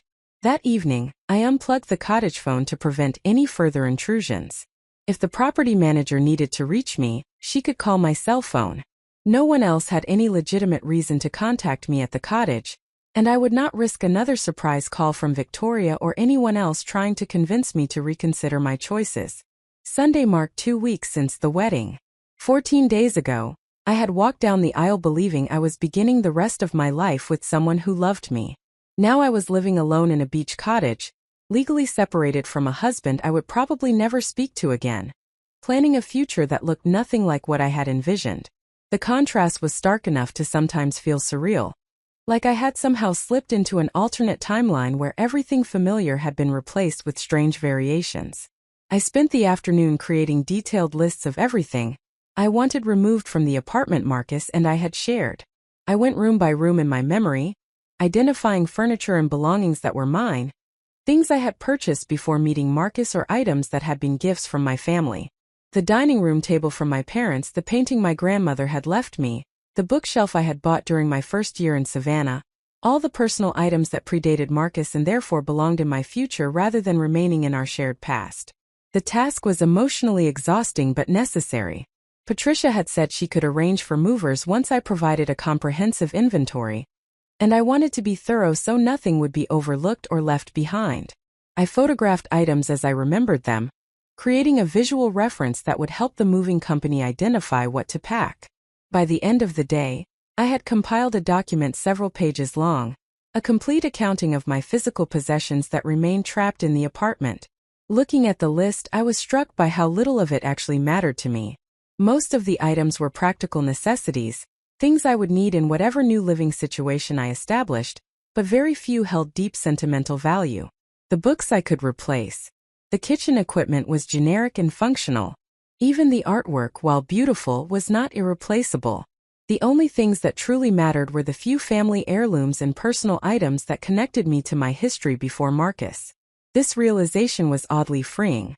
I was not as attached to my possessions as I had assumed, which meant starting fresh in a new space would be easier than I had feared. I could envision myself in a new apartment filled with new furniture and new objects that carried no associations with Marcus or our failed relationship. I could create an environment that reflected only my current self rather than the person I had been when making those original purchases. Monday morning arrived with rain, the first inclement weather since I had arrived at the cottage. The ocean was gray and choppy, the beach empty of the usual walkers and joggers. I stayed inside and worked on projects for my job, which I had been neglecting since the wedding. I had requested emergency leave immediately after disappearing from the honeymoon suite, and my supervisor had granted it without asking detailed questions. But I knew I would need to return to work eventually, and wanted to stay current on ongoing campaigns and client needs. The work was a welcome distraction, engaging my professional skills and giving me something to focus on besides my personal crisis. I responded to emails, reviewed marketing reports, provided feedback on designs and copy. My colleagues seemed unsure how to interact with me given the circumstances they presumed but did not fully understand. Their messages carefully neutral and focused entirely on business matters without any personal inquiry or commentary. By late afternoon, Patricia called with news that Marcus's attorney had proposed settlement terms that were surprisingly reasonable. Marcus was willing to transfer his interest in the apartment to me in exchange for being released from any financial obligation beyond his share of outstanding debts. He wanted to divide the joint checking account equally and go our separate ways with minimal additional negotiation. He was not contesting the divorce or attempting to claim any of my separate property. Patricia said the offer was fair and likely the best we could expect without extended negotiations. She suspected Marcus wanted to resolve everything quickly to minimize exposure of his affair to professional contacts and social circles, that he viewed generous settlement terms as a reasonable price for purchasing my discretion and cooperation with rapid divorce proceedings. She asked whether I wanted to accept the terms or counter with different proposals.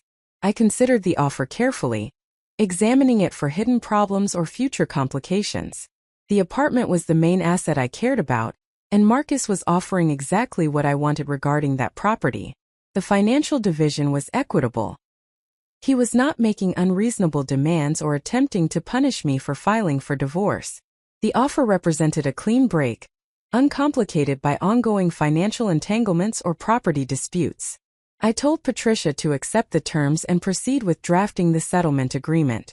I wanted this resolved as quickly as possible, wanted to move forward with my new life rather than engaging in protracted legal battles over principle or pride. Marcus was offering me what I needed, and accepting it was strategic rather than weak. I was choosing efficiency over vindication, and that felt like the right decision given my priorities. Patricia said she would have the settlement agreement drafted and signed within the week, that we were on track for the divorce to be finalized within 3 to 4 months as she had originally projected.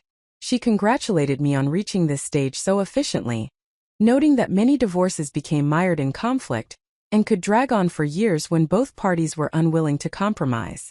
My pragmatic approach and clear objectives had allowed us to bypass much of the acrimony that typically characterized divorce proceedings.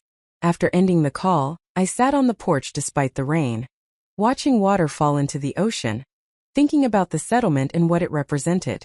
I was about to officially dissolve my marriage, divide my shared property, and close this chapter of my life. The process had taken less than 2 weeks from the wedding night discovery to settlement agreement. Some people might view that speed as evidence that I had not tried hard enough to save the marriage, that I had given up too quickly rather than fighting for the relationship. But I knew the truth, which was that there had been nothing to save.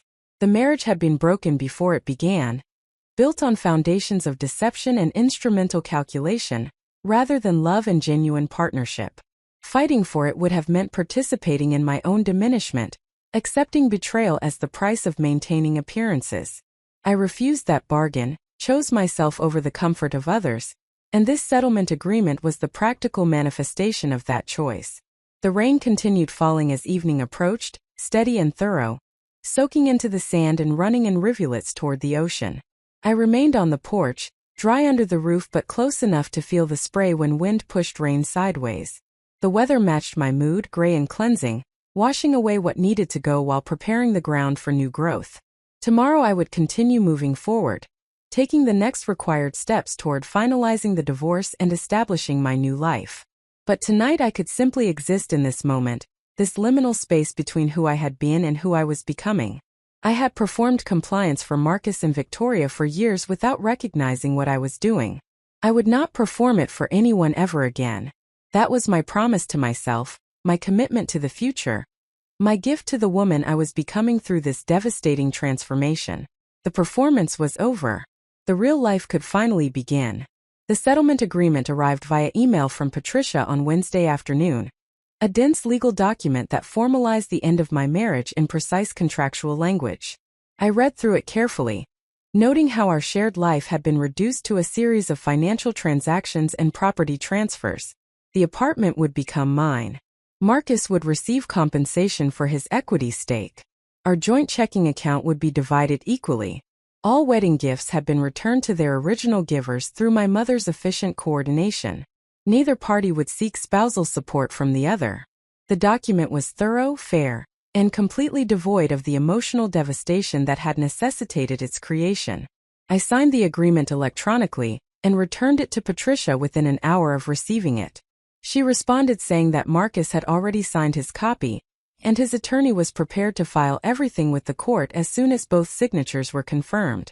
The efficiency with which we were dismantling our marriage stood in stark contrast to the 18 months we had spent planning the wedding. What had taken over a year to build was being destroyed in less than 3 weeks. That same afternoon brought unexpected contact from Marcus's mother, Eleanor Chun. She somehow obtained my cell phone number, likely from Marcus himself, and sent a text message requesting that I call her when I had a moment to talk. The message was polite and measured, giving no indication of her emotional state or what she wanted to discuss. I stared at the message for several minutes, debating whether to respond at all. Eleanor had always been kind to me during the time I dated and was engaged to Marcus. She was a sophisticated woman in her early 60s, an immigration attorney who had built a successful practice representing corporate clients. She had welcomed me into the Chun family with apparent warmth, including me in holiday celebrations and family dinners, treating me like the daughter she had never had. I had genuinely liked her, and had looked forward to having her as a mother-in-law. But Eleanor was also Marcus's mother, her primary loyalty belonging to her son rather than to me regardless of what he had done. I suspected she wanted to advocate on his behalf, to convince me to reconsider the divorce or at least to soften my position in ways that would benefit Marcus. I was not interested in being persuaded or manipulated, but some part of me was curious about what she would say, how she would frame her son's behavior, whether she would acknowledge the affair or attempt to minimize it. I called her number and she answered immediately, her voice warm but strained. She thanked me for calling back and asked how I was managing during this difficult time. I responded neutrally, saying I was handling everything as well as could be expected. She sighed deeply and said she wanted me to know that she was devastated by what had happened, that she had no idea Marcus had been involved with Victoria, that she felt terrible about my discovering his affair in such a traumatic way. Her acknowledgement of the affair surprised me. I had expected either ignorance or denial, the typical parental instinct to defend one's child against accusations regardless of evidence. Instead, Eleanor was confirming what I already knew, validating my perception of events, rather than attempting to gaslight me into questioning my own experience. The honesty was unexpected and somewhat disarming. She continued speaking, saying that she had confronted Marcus after learning about the divorce filing, that he had eventually admitted the affair and his reasons for marrying me despite it. She said she was ashamed of her son's behavior, that she had raised him to be honorable and ethical, that she could not understand how he had rationalized treating me so poorly. She said she wanted to apologize on his behalf, though she recognized an apology from his mother could not substitute for accountability from Marcus himself. I listened without interruption, surprised by her willingness to criticize her own son and align herself with my perspective. When she finished, I thanked her for her honesty and told her I appreciated her reaching out. She asked whether there was anything she could do to help me through the divorce process or the transition afterward. I told her the most helpful thing was exactly what she was already doing, which was acknowledging the truth of what had happened rather than making excuses for Marcus.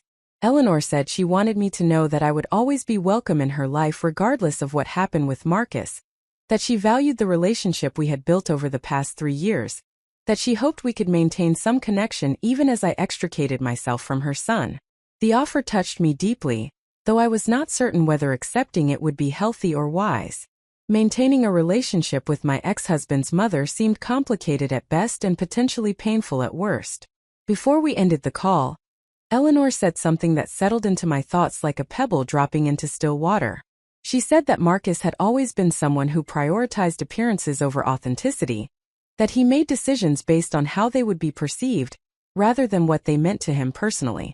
She said this tendency had concerned her for years, but that she had hoped he would mature out of it with age and experience.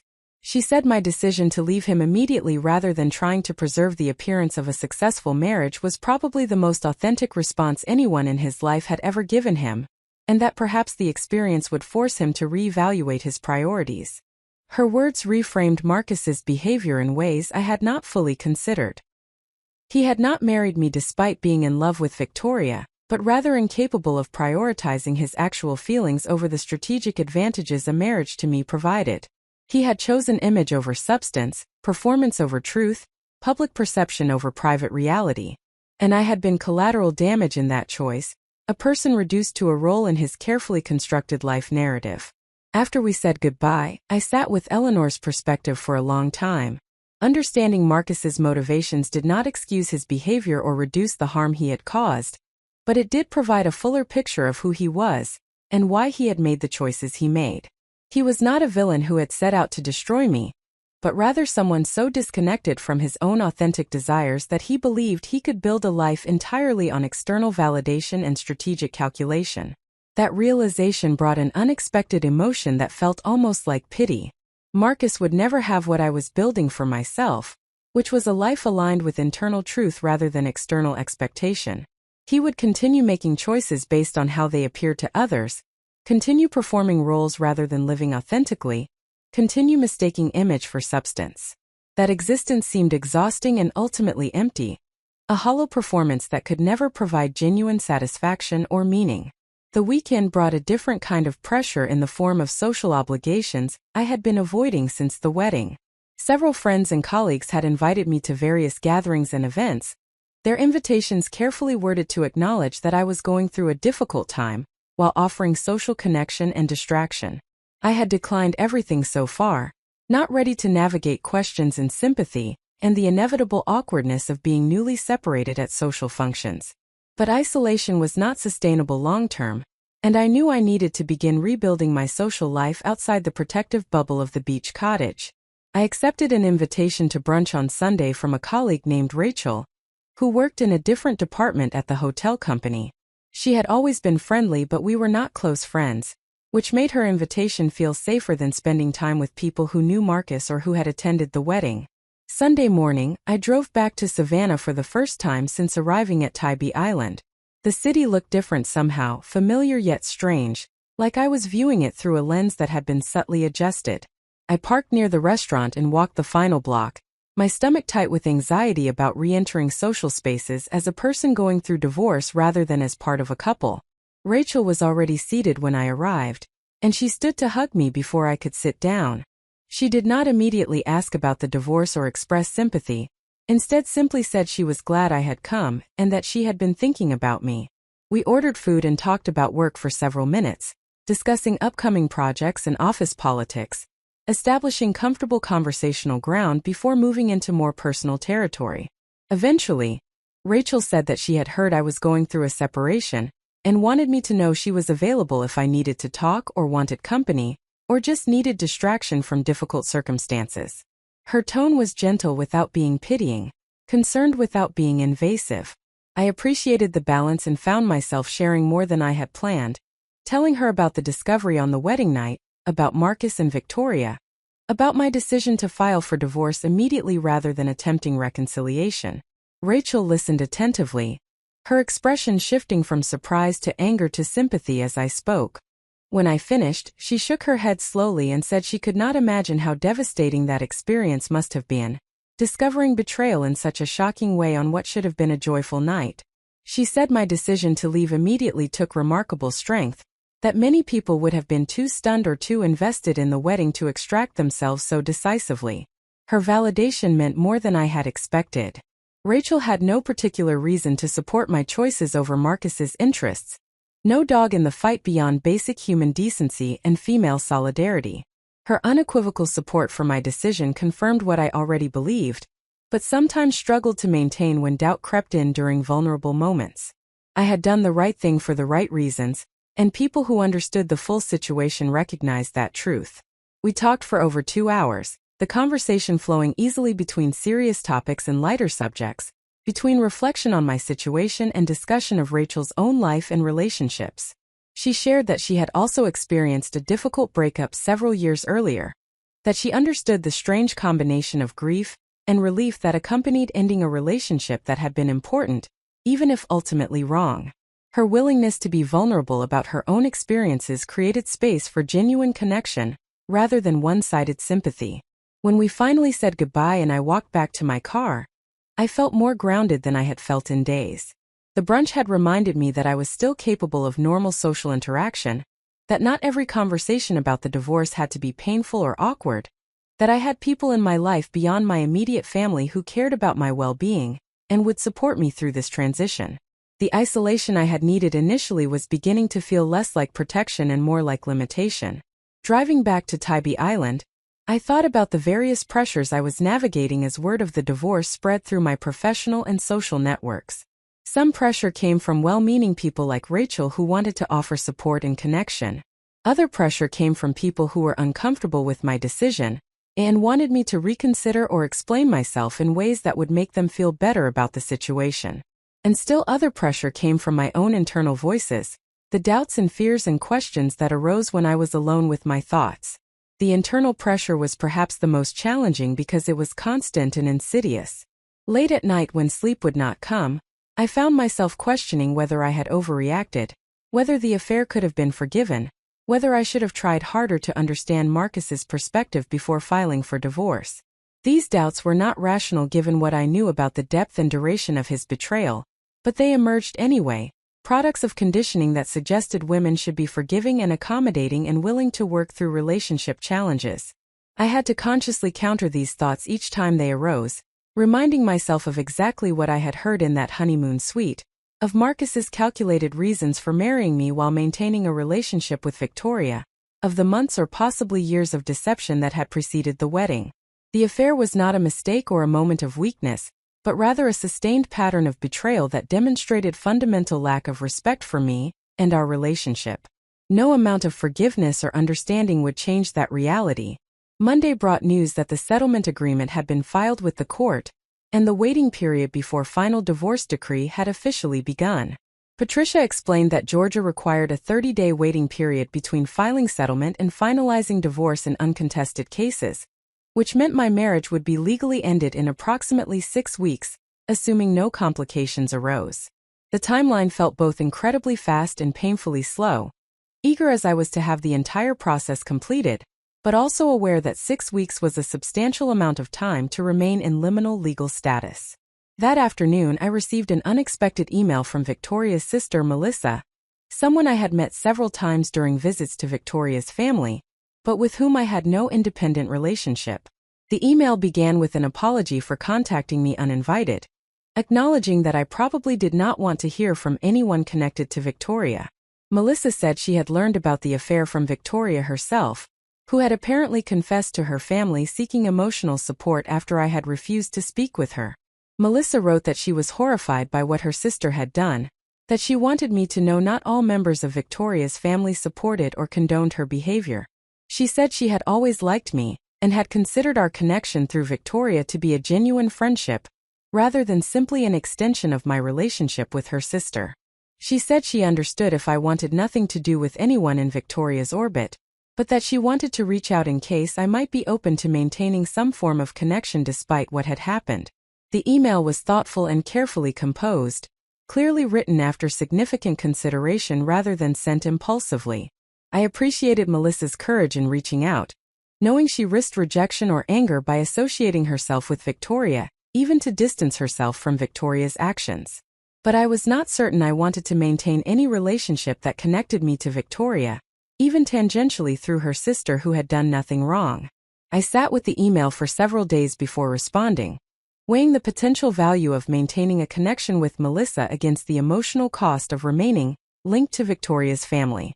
Eventually, I decided to respond with gratitude for her message and honesty about my uncertainty regarding future friendship.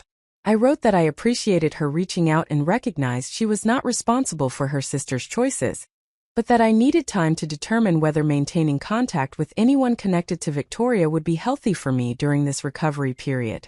Up next, you've got 2 more standout stories right on your screen. If this one hit the mark, you won't want to pass these up. Just click and check them out. And don't forget to subscribe and turn on the notification bell so you don't miss any upload from us.